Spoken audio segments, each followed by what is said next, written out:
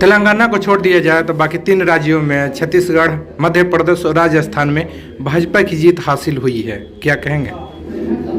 देखिए, ये हम सभी भाजपा कार्यकर्ताओं के लिए खुशी की बात है और ये खुशी और भी दोगुनी हो जाती है क्योंकि ये इस चुनाव को एक तरह से जो अगले साल लोकसभा का चुनाव होने वाला है उसके सेमीफाइनल के तौर पर देखा जा रहा था।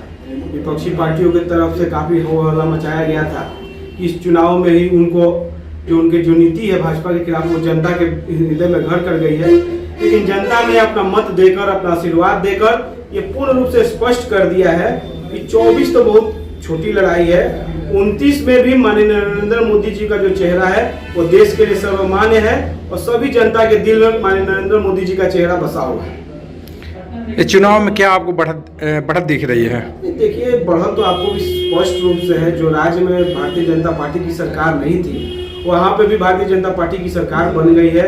पहले से ज्यादा मार्जिन से लोग जीत कर आए हैं। ये हम सभी के लिए खुशी की बात है। ये दर्शाता है कहीं ना कहीं कि नरेंद्र मोदी जी की जो नीतियां हैं देश की जनता के प्रति, उसके प्रति जनता ने भी विश्वास जताया है। सबके मन में ये विश्वास घर कर चुका है कि ये व्यक्ति जो नरेंद्र मोदी जी है यही हमारा विकास कर सकते हैं और ये इनका जो विकास का जो नीति है उसका प्रभाव वोट के रूप में अलग अलग क्षेत्रों में देखने को मिला है।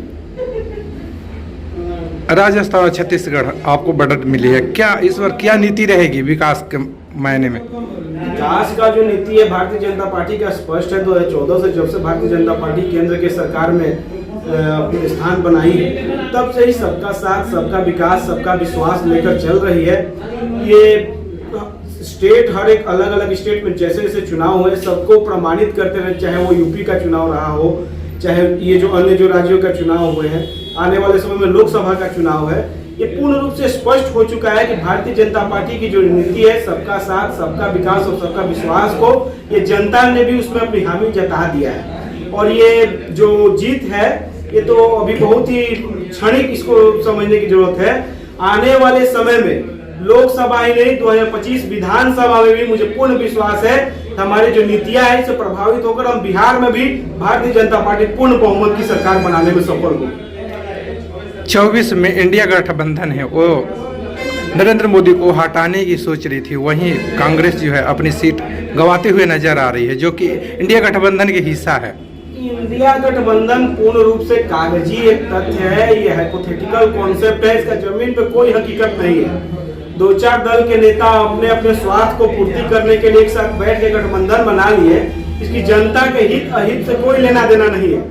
उसका परिणाम आप देख रहे हैं, आज जो चुनावों के रिजल्ट आए हैं ये साफ तौर से प्रमाणित कर रहा है कि जो गठबंधन तथाकथित जो इंडिया गठबंधन कहने की जो बात चल रही थी उसको जनता के हित से कोई लेना देना नहीं है, ना ही जनता को उस गठबंधन के प्रति कोई इंटरेस्ट रह गया है।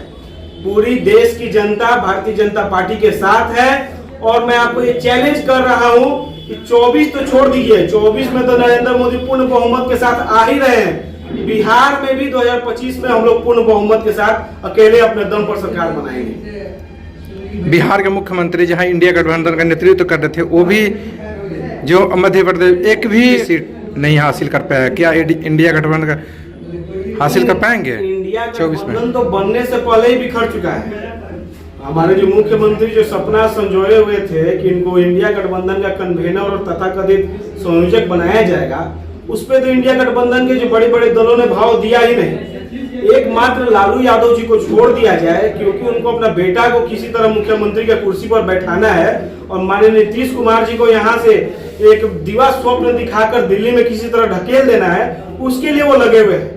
जिस दिन लालू यादव को ये विश्वास हो जाएगा कि उनका बेटा नीतीश कुमार की पार्टी के सपोर्ट के बिना भी सीएम बन सकता है, उसी दिन वो आपको उनके स्टेटमेंट में झलकने लगेगा नीतीश कुमार जी के प्रति उनका कितना सम्मान है। नीतीश कुमार जी को आरजेडी सिर्फ इसलिए चने की झाड़ पर चढ़ा रही है ताकि तेजस्वी यादव को लोग सीएम की कुर्सी पर बैठा सके। लेकिन ये परिणाम देखने के बाद मुझे नहीं लगता कि इस तरह का जो खेल रचा जा रहा था बिहार में वो सफल होने वाला है। और नीतीश कुमार जी का जो हाल होगा आप आने वाले समय में देखेंगे। बिहार की राजनीति से, देश की राजनीति में तो उनका कोई स्थान है नहीं, बिहार के राजनीति में जो भी बचा कुचा स्थान है वो पूर्ण रूप से समाप्त हो जाएगा, बिहार की राजनीति से वो विलुप्त हो जाएंगे। 25 में बिहार को लेकर क्या रणनीति रहेगी? देखिए, बिहार आज के डेट में जंगल राज से जूझ रहा है। ऐसा शायद ही कोई दिन होता होगा जिसमें इलेक्ट्रॉनिक मीडिया या प्रिंट मीडिया के माध्यम से हत्या या जो अन्य प्रकार की आपराधिक घटनाएं हैं उसकी जिक्र नहीं होती होगी। आप लोग मीडिया क्षेत्र से जुड़े हुए हैं, आप लोगों का भी मुझे लगता है 90% समय इन अपराधियों और अपराध कर्मियों की जो घटनाएं होती हैं उनको कवर करने में बीतता है। इसको हम लोग देख के लग रहा है कि बिहार में जो व्यवस्था है, जो लॉ एंड ऑर्डर है, पूर्ण रूप से कोलैप्स कर चुका है। ये संभल नहीं रहा है। किसी तरह सत्ता में कुर्सी में बने रहने के लिए ये बेमेल का जो ब्याह हुआ है नीतीश जी का और राजद का, ये किसी तरह चल रहा है। इनकी भी नीति मात्र इतना ही है, ये दो लोग इसलिए मिले हैं किस तरह भाजपा सत्ता में नहीं है। भले ये लोग छल कपट से भाजपा को अभी सत्ता से दूर रखे हैं, लेकिन बिहार की जनता मूड बना चुकी है कि 25 में अब हम लोग भाजपा को ही पूर्ण बहुमत के साथ सरकार में लाएंगे। इतना बड़ा हासिल हुआ, आप लोग की कितनी खुशी है? ये खुशी हम लोग शब्दों में वर्णित नहीं कर सकते हैं।